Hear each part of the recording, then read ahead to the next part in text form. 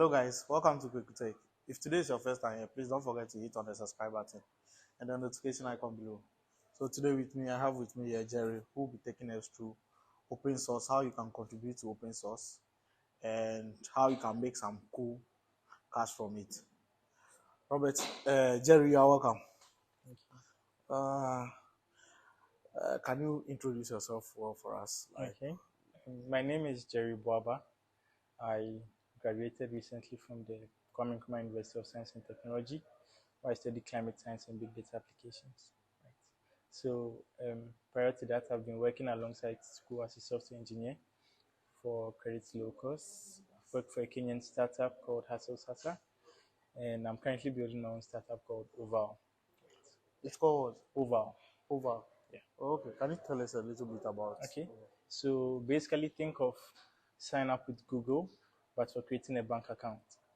Oh, okay. That's what we are doing at Oval. Are you alone? No, we are a team of close to six people. Some are developers, some are designers. We are working together to make the idea come true. Okay. Take us through open source. Okay. So open source software is basically any software that has the source code openly available for everyone to contribute to, or to just have a look at what kind of code was used to build that software. Right. So open source is very big, especially in today's developer ecosystem, because it comes as free and means that everyone from anywhere in the world can have access to the source code for some of the biggest softwares we use in our day-to-day lives as software engineers, right? So contributing to open source is actually very important in today's world, because since it's free, actually we need people to come together and help solve some of the problems that aren't necessarily monetized, right?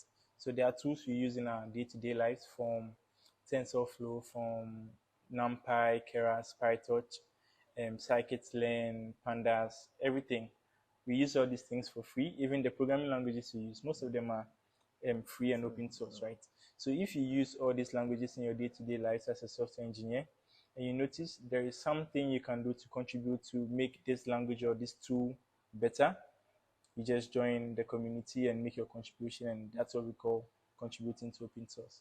Okay, talking about communities, is it like language-based community, or is just communities that people have created on their own, like open source communities? So we have two types of communities. We have communities where people come together because they have one common language they use, Okay. one common tool. It doesn't have to be a language, it could be any tool. Okay. And we have communities that are created because people want to come together and learn towards a particular goal. Right? So we have user groups, that's communities for people who use a particular thing. And we have technology-based groups, or we have general communities, right? So open source in general can come in any form, and doesn't necessarily have to be towards you contributing code. Some can come to contribute to open source by writing articles about the tool they use, so other people can easily read about it and get started with that tool. Okay. Some can come by making videos, just as you are doing, can make video tutorials about how to use something. Some can come by contributing their time to review the code. Some can come by also talking to other people to let them know about that particular tool or that particular project they are working on, right? Okay. So are the codes open to the extent that anyone can just clone the codes, edit and push, and it will be merged, or there are moderators who monitor the code that you have added to the main repository? Yes, so first and foremost, the codes are open. That's why we call them free and open source software, right? The codes are easily open and they are easily accessible to repositories on GitHub or GitLab or Bitbucket or any other thing, right? So for any user, once you have an account on one of these cloud hosting platforms, you can easily fork the project, you can clone it, and if you have a contribution, you make that contribution to your clone and send a pull request to the main project itself. So for big projects everywhere, we have people called maintainers who monitor the changes people want to merge into that open source software and see if the change you are actually trying to contribute is worth it. Okay. If it is, then they'll merge your contribution and you will be called a contributor to that project. If it isn't, they'll probably give you a review or why they think your review or your pull request isn't worth or needed to be contributed to that project at that time. So It's a good way to grow your skills, to meet new people, to connect with other people, and to also progress in your career, because open source helps you meet people in the form of maintainers or just your colleagues who also could contribute to that project. And you could also get good review from your code from people who are experienced in that particular thing you want to contribute to. Okay. So are there many open source contributors here in Ghana? Yes, actually, there are lots of open source contributors in Ghana. And the difference is that not everyone, open source is not limited to just big projects. So we Okay. have people who in Ghana who have projects they've created themselves that they've left open for other people to use. We have people in Ghana who have projects they've done in front-end development, in machine learning, in data science. I myself have contributed 2 Python packages to the open source community Okay. called FastML and Explore for data scientists and machine learning engineers. Okay. They are free and open source, so anyone can use them. And yeah, there are people all over the country who are very good at what they do and contribute in any way they can to the community at large. Are there communities here in Ghana that see to those kind of things? Yes. So as I mentioned, we have user groups, and those user groups are mainly created from programming language communities. So we have the Python group in Ghana called PyGhana or Python Ghana, or Okay. the organizers of this program, Okay. PyCon, right? We have user groups in Django Girls, which is a web framework for Python and web development.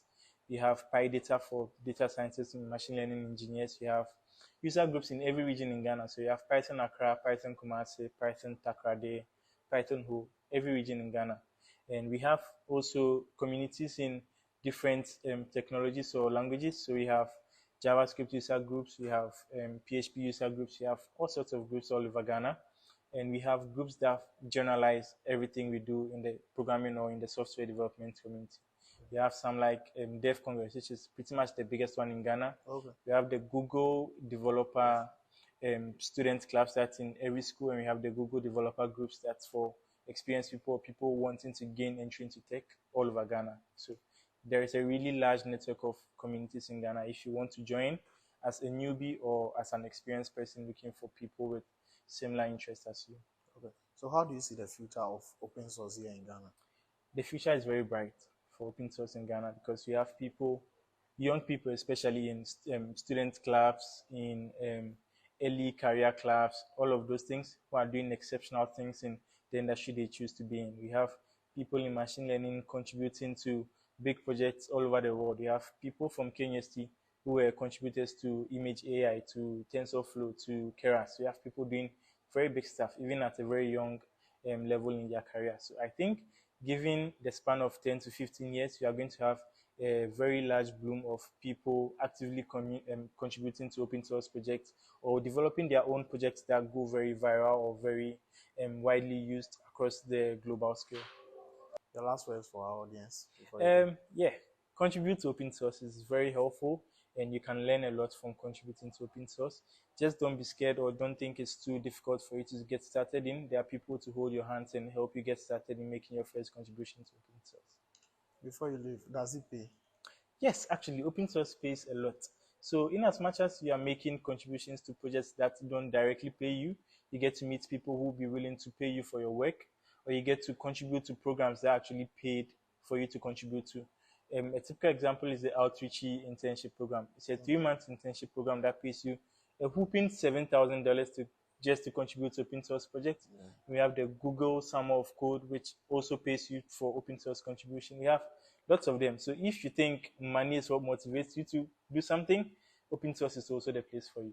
Thank you very much for your time. Thank you very much. Can you give us your social media handles for people who would like Yes. to follow you? Yes. So I'm on LinkedIn as Jerry Buaba, which is my full name. You can also find me on Twitter as Buaba J, which is my full name and the first letter of my first name. Okay. Everywhere else is just Jerry Buaba. Open source is indeed the place for you. Thank you very much for this conversation. I wish to have more. If you are interested in this conversation and you wish to have more, you can follow him on all his social media platforms and go into deep with him. I'm Kweku Tech. This has been another amazing episode. Don't forget to subscribe to the channel and stay tuned. Peace.